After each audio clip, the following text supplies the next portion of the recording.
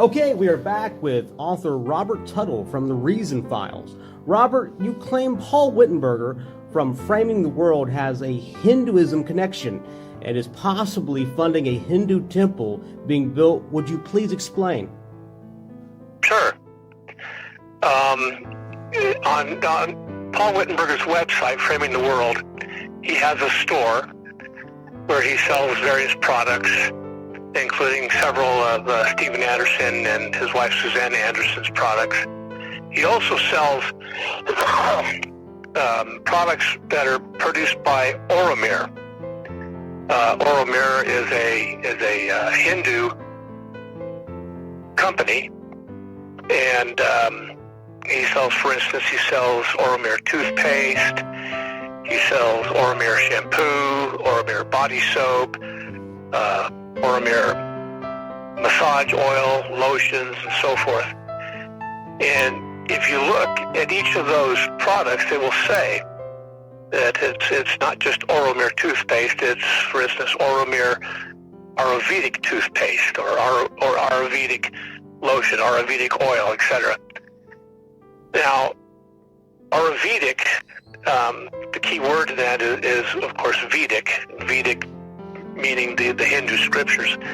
The company Oromir is owned and operated by an ashram, a yoga ashram, Hindu ashram in Northern California. And it says this very clearly on their website. It says Oromir is owned and operated by a nonprofit integral yoga ashram in Northern California. It also states on their website that 10% of all proceeds from Oromir products support the development of Oroville, the city of dawn. Now, Oroville is it's a city, for lack of a better term, in India. And what they do there is it was started, if I remember correctly, back in the 60s. And well, here, let me look at their website. On the Oromir website, it says that the city of Oroville is also known as the City of Dawn. It represents 124 nations from around the world in this one city. And it's a place where all religions are welcome, in unity, inclusive. And it began with the vision, or a vision, by someone known as the Mother. The Mother is a lady by the name of Mira Alfasa. She was a Hindu guru. She was the heir, the spiritual heir of a Hindu guru by the name of Sri Aurobindo. Aurobindo died in 1950, and the mother, Mira Alfasa, took over then, and she died in 1973. She was an occultist. She was a guru, a yogi, in India. And basically what this city, for lack of a better term, is for, is where you get together, you live there, and you practice Hinduism. And it's promoting Hinduism throughout the world, almost in the sense of becoming a one world religion, of promoting Hinduism as the religion. Now, the company Oromir, 10% of all of its proceeds from their products support this city, this Hindu city, as well as supporting the Hindu ashram in Northern California. So let's say Paul Wittenberger buys $1,000 worth of products from Oromir to sell on his website. 10% of that, or $100, goes straight to India, straight to this Hindu city, Hindu commune, to fund them.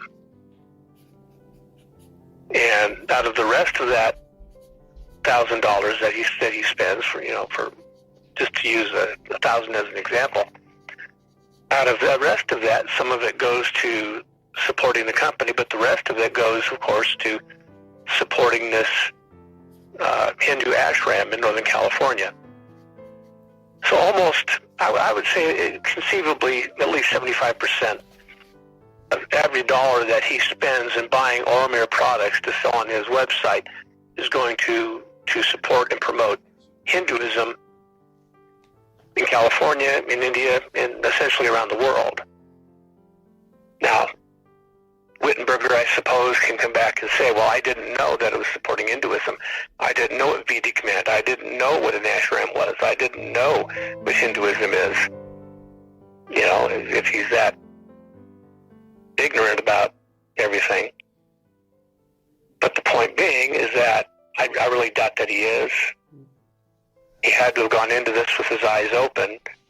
And of course, Wittenberger attends Faithful Word Baptist Church. Stephen Anderson is his pastor. And Anderson has gone on record on videos, numerous videos on YouTube, where he says, Paul Wittenberger is a great guy. Support Paul Wittenberger. Go to his website. Go to his store. Buy the products that he sells in his store.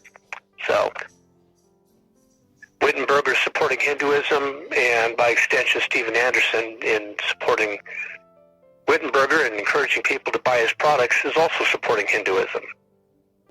And that concludes the interview with Robert Tuttle from the Reason Files. And have no fellowship with the unfruitful works of darkness, but rather reprove them. Be ye not unequally yoked together with unbelievers. For what fellowship hath righteousness with unrighteousness? And what communion hath light with darkness? And what concord hath Christ with Belial? Or what part hath he that believeth with an infidel? And what agreement hath the temple of God with idols? For ye are the temple of the living God, as God hath said, I will dwell in them and walk in them, and I will be their God, and they shall be my people. Wherefore come out from among them, and be ye separate, saith the Lord, and touch not the unclean thing, and I will receive you, and will be a father unto you, and ye shall be my sons and daughters, saith the Lord Almighty.